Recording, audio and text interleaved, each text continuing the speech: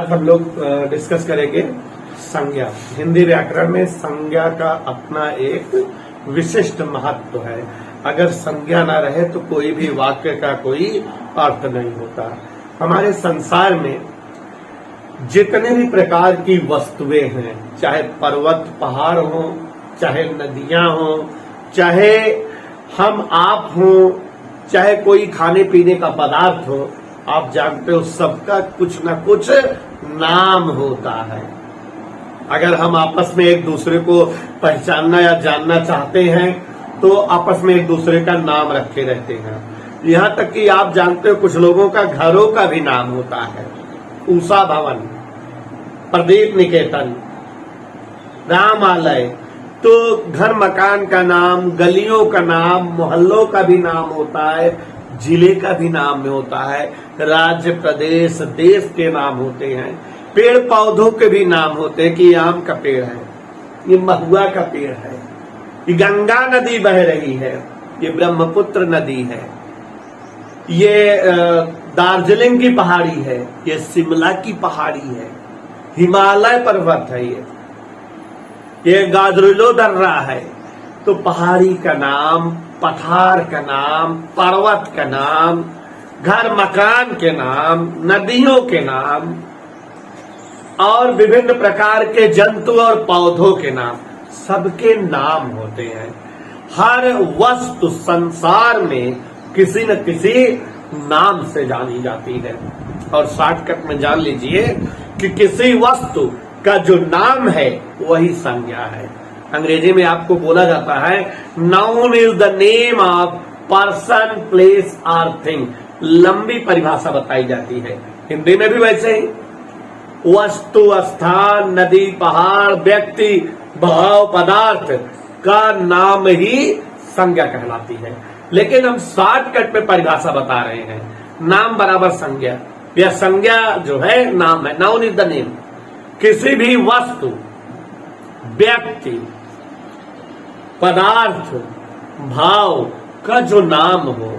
कहते हैं खट्टा लागता है तो खट्टा का एक नाम है, मीठा लागता है, नमकीन, ये भी नाम है। तो हम जो भी नाम लिखा करें वस्तुओं के, नदी पहाड़ पठार के, व्यक्ति के, जंतु के, किसी स्वाद के, खाने पीने पदार्थ के, धातु अधातु के, कुछ भी गैस के, जो नाम लिखा जाता है उसी को ही हम संज्ञा कहते हैं। तो शॉर्टकट में समझ सकते हो कि संज्ञा जो है पहचानने के दृष्टिकोण से नाम, किसी भी नाम को हम संज्ञा कहते हैं। वस्तु, व्यक्ति, विशेष, स्थान आदि का नाम ही संज्ञा कहलाती है। बच्चों, हमें जो है कंपटीशन में संज्ञा के संदर्भ में पूछा क्या जाता है। कोई जो है वाक्य या कोई शब्द दे दिया जाता है, कहता है कि इसमें कौन सी संज्ञा है। तो आपको पता होना चाहिए कि संज्ञा कितने प्रकार की है। और जब आप ये जानते रहेंगे कि संज्ञा कितने प्रकार की है तो संज्ञा का भेद बता लोगे, पहचान लोगे संज्ञा जो है यहाँ पर कौन है। आपको बताना चाहेंगे कि संज्ञा का वर्गीकरण किया जाता है तो दो आधार पे, वस्तु के आधार पे और धर्म या भाव के आधार पे।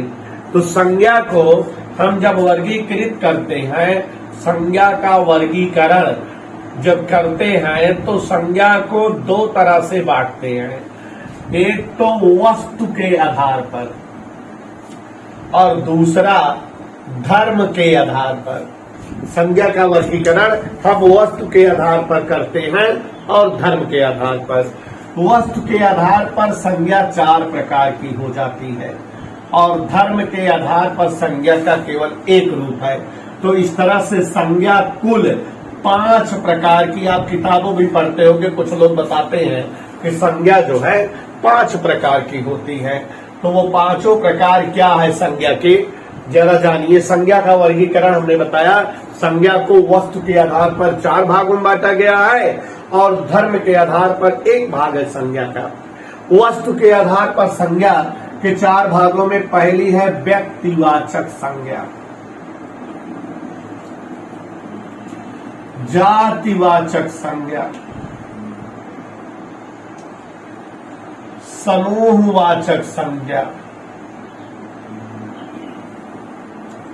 ध्यान से देखिए, हमने आपको बताया बेटा कि इस वस्तु के आधार पर संज्ञा कुल कितने प्रकार की होती बेटा? 4 प्रकार की।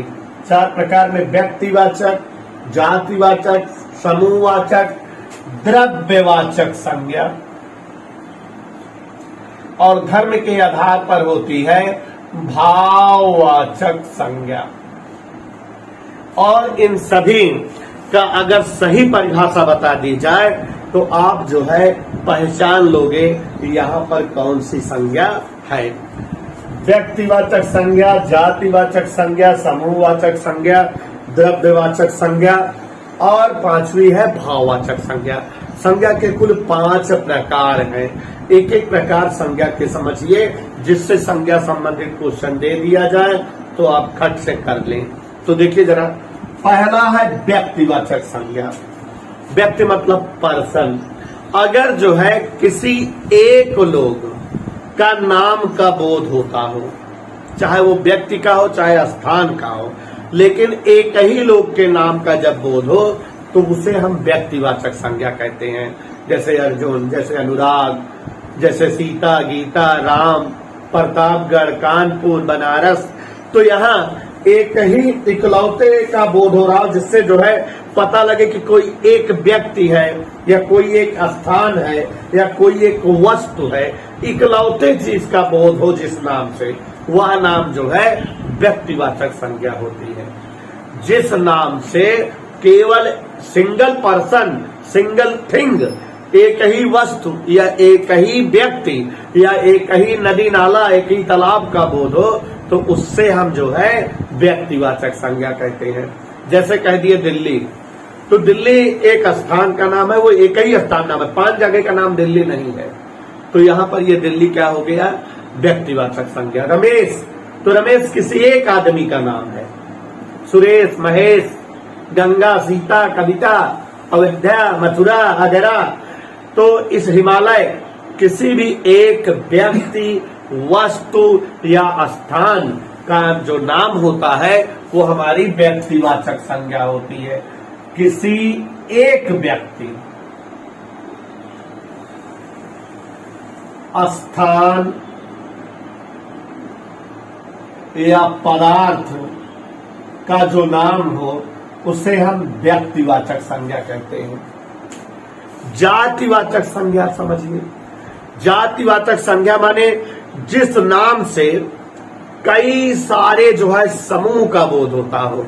मतलब कि जैसे जो है कह दिया जाए ठाकुर, तो ठाकुर यहाँ पर जो है कई तरह के लोगों का ग्रुप, कई लोग ठाकुर हो सकते हैं। तो जब जो है किसी एक समूह को एक नाम के द्वारा प्रकट किया जाए तो वहां पर हमारा जातिवाचक संज्ञा है। जैसे कह दिया जाए घोड़ा, तो घोड़ा किसी एक घोड़े का नाम नहीं है। दुनिया में जो 4 पैर और जो है 2 आंखें, पूंछ और जो है घोड़े जैसी प्रवृत्ति रखते हो, उन्हें सबको हम घोड़ा कह देंगे। घोड़ा कहा जाए, गधा कहा जाए, मनुष्य कहा जाए, नदियां कहा जाए। नदी कह दे अगर, केवल नदी, तो नदी कह दे माने दुनिया की बहुत सारी नदी को नदी कहा रहा है। तो ये कौन सा सब जो है संज्ञा हुई यहाँ पर?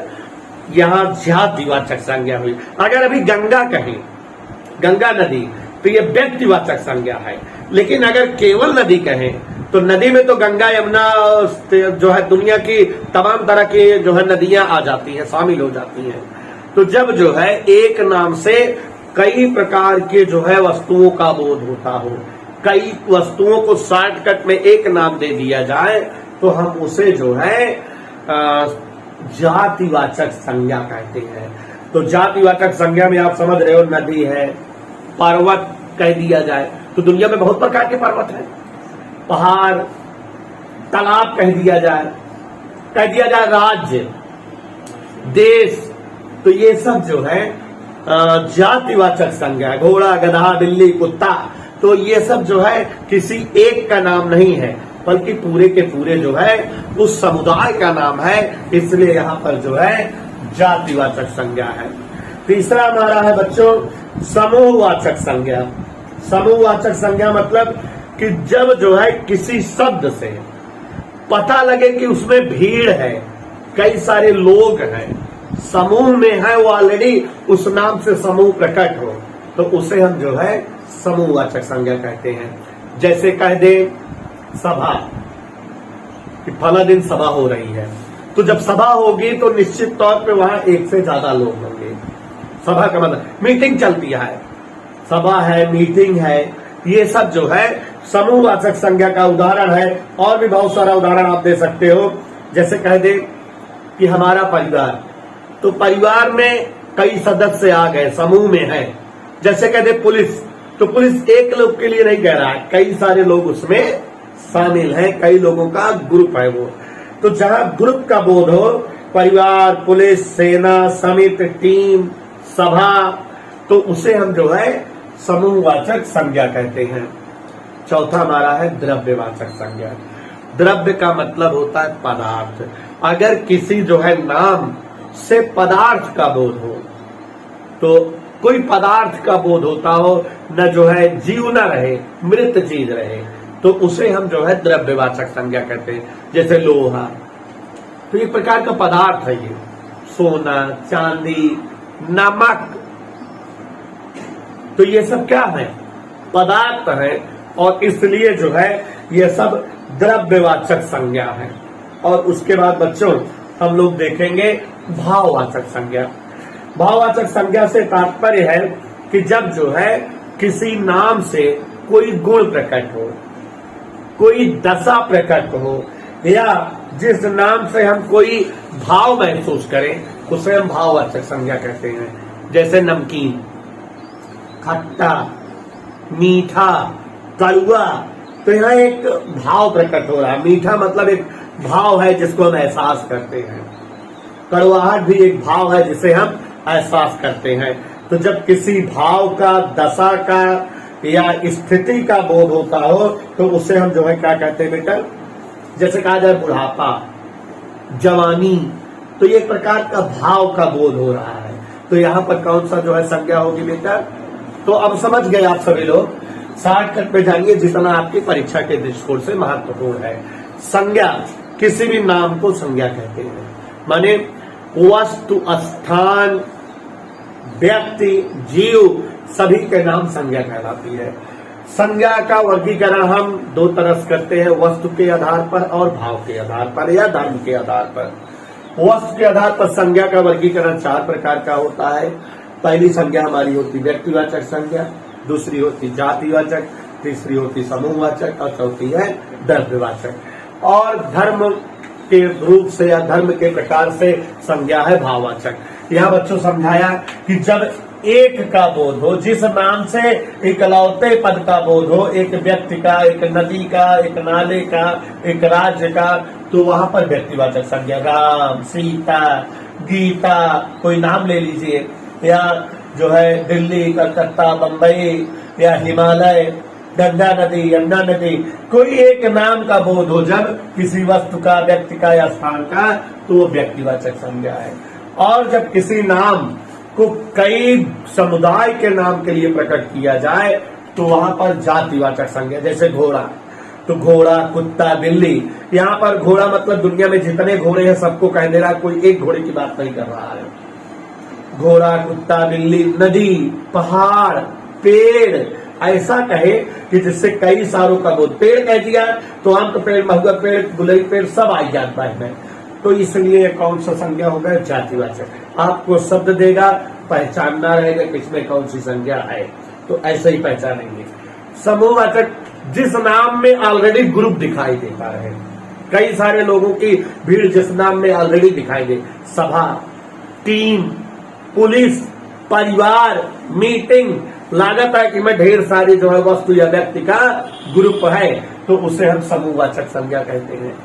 द्रव्यवाचक संज्ञा माने पदार्थवाचक संज्ञा, जब किसी पदार्थ का नाम लिया जाए तो वहां पर द्रव्यवाचक संज्ञा के उदाहरण लोहा, सोना, चांदी, तांबा, oxygen, hydrogen, nitrogen, sulphur, chlorine, bromine, नमक, सोडा, ये सब कोई न कोई पदार्थ है, तो द्रव्यवाचक संज्ञा। भाववाचक संज्ञा से तात्पर्य है कि अगर जो है किसी दशा का बोध हो, किसी भाव का बोध हो, किसी स्थिति का बोध हो तो वहां भाववाचक संज्ञा। जवानी तो एक प्रकार का जो है भाव है, बुढ़ापा है, मीठा खट्टा नमकीन कड़वा, ये सब जो है भाववाचक संज्ञा के उदाहरण है।